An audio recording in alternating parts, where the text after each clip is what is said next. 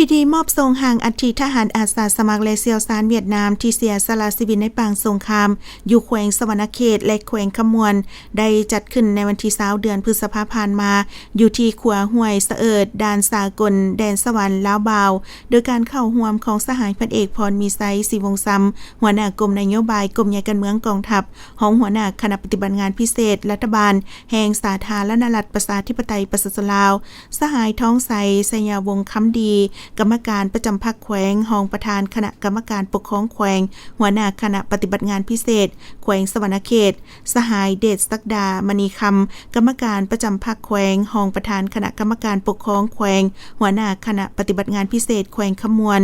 สหายเลวันบ่าวกรรมการประจำพรรคแขวงรองประธานคณะกรรมการประชาชนหัวหน้าคณะปฏิบัติงานพิเศษแขวงกวางจีสาธารณรัฐสังคมนิยมเวียดนามมีคณะปฏิบัติงานพิเศษทั้ง3แขวงคณะพักคณะบัญชากำลังป้องกันชาติป้องกันความสงบแขวงอำนาจการปกครองท้องถิ่นองค์การจัดตั้งมหาชนน้องน้อยหนักเฮียนตลอดฮอดพนักงานหนักหบหน่วยปฏิบัติงานพิเศษ584และ589เข้าร่วมสหายท้องใสไสยาวงศ์คำดีก็ได้ต่างหน้าให้แขวงขมวนขึ้นกล่าวสดุดีซึ่งสหายได้กล่าวว่าเพื่อปฏิบัติตามหน้าที่สากลช่วยเหลือการปฏิบัติลาวในภารกิจต่อสู้ปลดปล่อยชาติกองทัพประชาชนเวียดนามได้ส่งกำลังทหารอาสาสมัครและเซียวซานเวียดนามมาร่วมสู่รบเคียงบ่าเคียงไหลกับกำลังประกอบอาวุธของลาว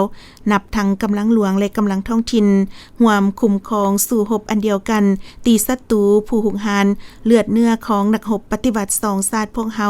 ได้ไหลเจือปนเป็นสีแดงในทุกหนแห่งทั่วพื้นแผ่นดินลาวซึ่งแสดงให้เห็นถึงความสามัคคีอันพิเศษระหว่าง2ชาติลาวเวียดนามและน้ำใจสากลกรรมสิทธิ์อันสูงส่งของกองทัพประชาชนเวียดนามเพื่อแสดงความเคารพอำลาและไว้อาลัยถึงดวงวิญญาณของบรรดานักรบอาสาสมัครและเซียวซานเวียดนามที่เสียสละชีวิตในปางสงครามอยู่พื้นที่แขวงสวรรณเขตและแขวงขมวนสาธารณรัฐประชาธิปไตยประชาชนลาวกลับคืนสู่ประเทศสาธารณรัฐสังคมนิยมเวียดนามซึ่งเป็นบ้านเกิดเมืองนอนของพวกเพิ่น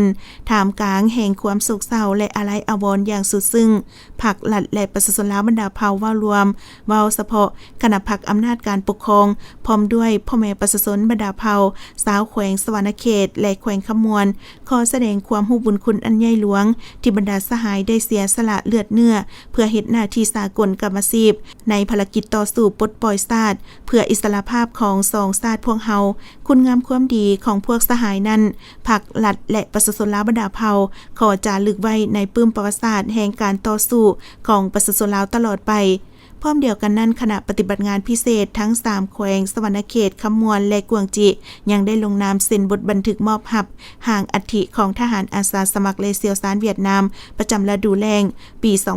2025-2026จำนวน28ห่างอัฐิอย่างเป็นทางการจากนั้นยังได้ใต้ธูปเพื่อไว้อาลัยถึงดวงวิญญาณของเหล่าทหารดังกล่าวและนำเอาห่างอัฐิขึ้นสู่รถเพื่อกลับคืนบ้านเกิดเมืองนอนของตนก็คือประเทศสาธารณรัฐสังคมนิยมเวียดนาม